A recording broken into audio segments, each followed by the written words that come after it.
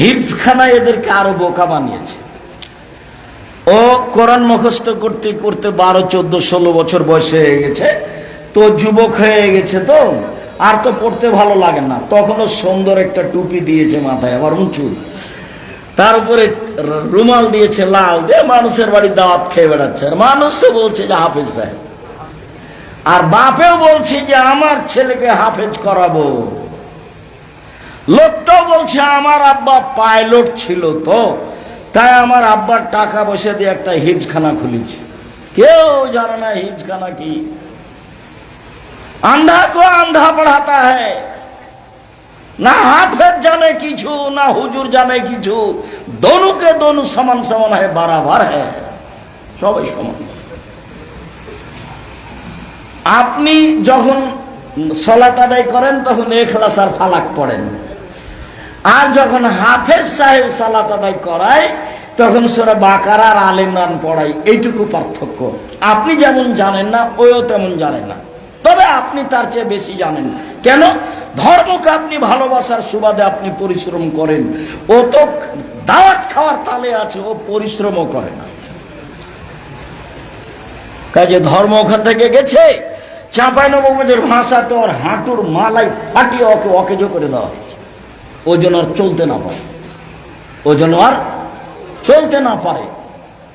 তো যারা শিক্ষিত জ্ঞানী গুণী মানুষ, টাকা পয়সা আছে, সে বলেছে আসো বাবা আমাদের বাড়িতে আমার আব্বার নামে পড়ে দাও একটু কোরআন। তো ছেলেরা 10-12টা এসেছে, ওর আব্বার নামে কোরআন মাজিদ পড়ছে, ঘন্টাখানেক হয়েছে।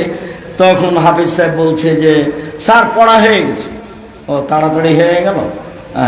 আচ্ছা ঠিক আছে, তোমরা দুপুরে এসে খেয়ে যায়। খাওয়ার সময় কিছু টাকাও দিয়েছে, ভালো খাওয়ারও দিয়েছে, ওর আব্বা নামে কোরআন মাজিদ পড়ে দিয়েছে। এখন ওরা যাচ্ছে, বলছে তুই কয় পারা পড়েছিলি রে? বলে আমি 1 পারা। তুই কতটুকু? বলে আমি 1 পৃষ্ঠা। তুই? আমি পড়িনি, আমি এমনি ঝুঁকছিলাম। ধর্ম পাগল হয়নি, ধর্ম এমন নয়।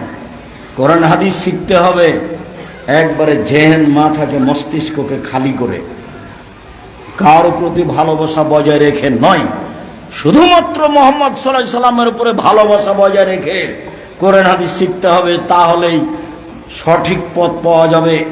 ভুল পথের অভাব নেই, অসংখ্য ভুল পথ।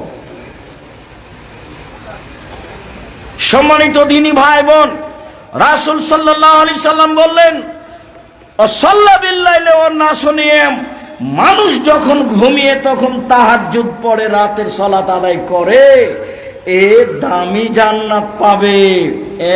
1, ভালো আচরণ, দামি জান্নাত পাবে। 2, নফল সিয়াম, দামি জান্নাত পাবে। 3, ফকির মিসকিন দুস্থ গরিবকে খেতে দেয়, ভিক্ষা চাইলে টাকা দেয়, দামি জান্নাত পাবে। 4, নিয়মিত রাতে সালাত আদায় করে, দামি জান্নাত পাবে।